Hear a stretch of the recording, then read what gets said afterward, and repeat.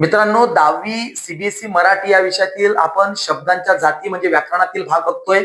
याच्या आधीच्या व्हिडिओमध्ये आपण बाकी बघितलंच आहे. आता आपण अविकारी जातींमध्ये जसं शब्दयोगी अव्यय, उभयान्वयी अव्यय आणि केवल प्रयोगी अव्यय या 3 गोष्टी बघणार आहोत या व्हिडिओमध्ये. समजून घ्या, सोपी आहे, काहीही कठीण नाही, अगदी इझी आहे. मित्रांनो, याच्यामध्ये बघत असताना 6व्या नंबरवर शब्दाच्या जातीमध्ये आपल्याला येतो मित्रांनो शब्दयोगी अव्यय. समजून घ्या, शब्दयोगी अव्यय काही कठीण नाही. अव्यय म्हणजे पुन्हा एक शब्दच असतो. आता शब्दयोगी अव्यय म्हणजे कोणता?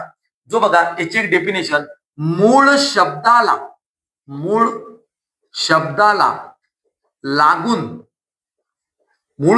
लागून जो येतो, बघा मूळ शब्दाला लागून जो येतो त्याला शब्दयोगी अव्यय म्हणतात. त्याला शब्दयोगी अव्यय म्हणतात.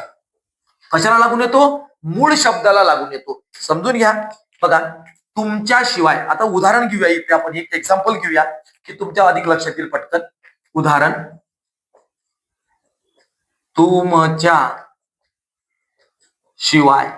तुमच्याशिवाय आमचं कोण आहे असं म्हणतो ना आपण. म्हणजे तुमच्या आणि शिवाय या तुमच्या मूळ शब्द आहे, शिवाय त्याला प्रत्यय लागलेला आहे आणि या प्रत्ययाला शब्दयोगी अव्यय असं म्हणतात. अधिक एक दुसरं उदाहरण बघा, याच्या माध्यमातून तुमच्या लक्षात येईल. करण्याकरिता, बघा करणे हा एक मूळ शब्द आहे आणि करिता त्याला लागून आलेला प्रत्यय आहे, त्याला शब्दयोगी अव्यय म्हणतात. म्हणजे हा पूर्ण शब्द शब्दयोगी अव्यय आहे. आणि कोणता अव्यय लागलेला आहे? शब्दयोगी हा शेवटचा लागला. जसं अधिक तुमच्यासाठी काही पण असं म्हणतात की नाही कधी कधी वर्ड्स, तुमच्यासाठी काही पण. आता हे बघा, तुमच्यासाठी. आता याच्यामध्ये बघा, तुमचा हा मूळ शब्द आहे पण साठी हा त्याला प्रत्यय लागलेला आहे, म्हणून मूळ शब्दाला लागून जो येतो त्याला शब्दयोगी अव्यय असं म्हणतात. तुमच्या लक्षात आलं असेल असं मी गृहीत पकडतो. चला त्याच्यानंतर दुसरं बघूया, शब्दयोगी अव्यय नंतर दुसरं आहे मित्रांनो 7व्या नंबरवर उभयान्वयी अव्यय.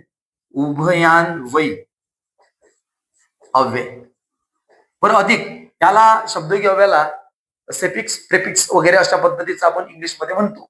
तर इथं उभयान्वयी अव्यय. आता उभयान्वयी अव्यय म्हणजे काय? याला म्हणतात कंजंक्शन. म्हणजे दोन शब्द किंवा दोन अक्षर यांना जोडणारा जो मदतला असतो ना शब्द, त्याला कंजंक्शन, त्यालाच उभयान्वयी अव्यय असं म्हणतात. आणि हे सोपे आहे. दोन शब्द किंवा दोन वाक्य, बघा दोन शब्द किंवा दोन वाक्य यांना जोडणारा शब्द म्हणजेच उभयान्वयी अव्यय. समजून घ्या. आता कोणते येतात त्याच्यामध्ये, जसं उदाहरणार्थ किंवा, अथवा, आणि, पण, परंतु, हे सगळे जे शब्द आहेत ना हे उभयान्वयी अव्यय आहेत मित्रांनो. म्हणजे हे दोन शब्दांना किंवा दोन अक्षरांना इथं जोडतात, दोन वाक्यांनाही जोडतात, त्याला उभयान्वयी अव्यय असं म्हणतात. कंजंक्शन इंग्लिशमध्ये आपण म्हणतो. तुमच्या लक्षात आलं असेल. ओके. आणि तिसरं बघूया आता आपण. तिसरं अगदी सोपं आहे, काही कठीण नाही. 8वं उभयान्वयी. आता केवल प्रयोगी अव्यय. केवल प्रयोगी अव्यय.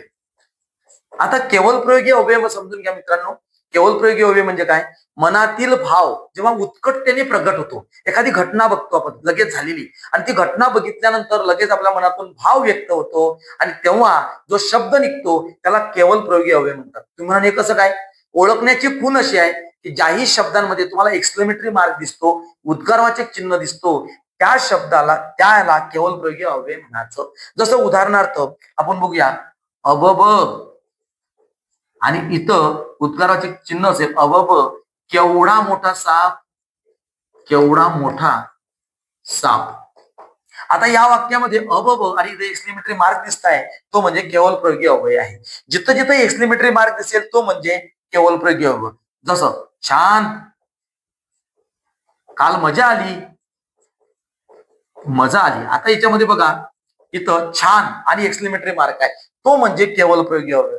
काहीच कठीण नाही, अगदी इझी आहे. तसा नंतर अधिक आपण म्हणू शकतो. जसं उदाहरणार्थ बाप रे, केवढा मोठा अपघात. म्हणजे एखादा अपघात बघतो आणि एकदम आपल्या तोंडातून शब्द बाहेर येतो, बाप रे केवढा मोठा अपघात. अशा पद्धतीचं जिथं बघा एक्सक्लेमेटरी मार्क दिसतो तुम्हाला, उद्गाराचे चिन्ह दिसतो ज्या शब्दांच्या समोर, त्याला केवळ प्रयोगी अवयव म्हणतात. जे मनातून उत्स्फूर्तपणे भाव निघतात त्याला केवळ प्रयोगी अवयव म्हणतात. मित्रांनो, शब्दांच्या जातीमध्ये आता शेवटच्या याच्यामध्ये आपण 3 बघितलं. शब्दयोगी म्हणजे मूळ शब्दाला लागून येतो. उभयान्वयी म्हणजे 2 शब्द किंवा अक्षर किंवा वाक्य जोडणारा किंवा अथवा आणि व परंतु याच्यामध्ये व सुद्धा येतं, असे बरेच. ठीक आहे. आणि केवळ प्रयोगी म्हणजे काय, मुखामधून जेव्हा उत्स्फूर्त भाव बाहेर येतो आणि एक्सक्लेमेटरी मार्क जिथं असतो, छान, बापरे, अरे छा, वाह, मज्जा, हे जे शब्द येतात त्याला म्हणतात केवळ प्रयोगी अवयव. काहीही कठीण नाही, अगदी सोपा आहे. शब्दांच्या जातीमध्ये 8ही जाती प्रत्येक व्हिडिओमध्ये बघितल्या आहे. तुम्हाला पुन्हा जर काही असेल तर तुम्ही कमेंटमध्ये मला सांगू शकता, प्रश्न विचारू शकता, त्यावर मी नक्कीच तुम्हाला उत्तर देईल, त्याचं सोल्युशन देईल. मित्रांनो, जिनेश सोबत अशाच पद्धतीनं बनून राहा. तुमच्या मित्रांना जास्तीत जास्त व्हिडिओ पाठवा, सबस्क्राईब करा आणि बेल आयकॉन दाबायला नक्की विसरू नका. Best of efforts.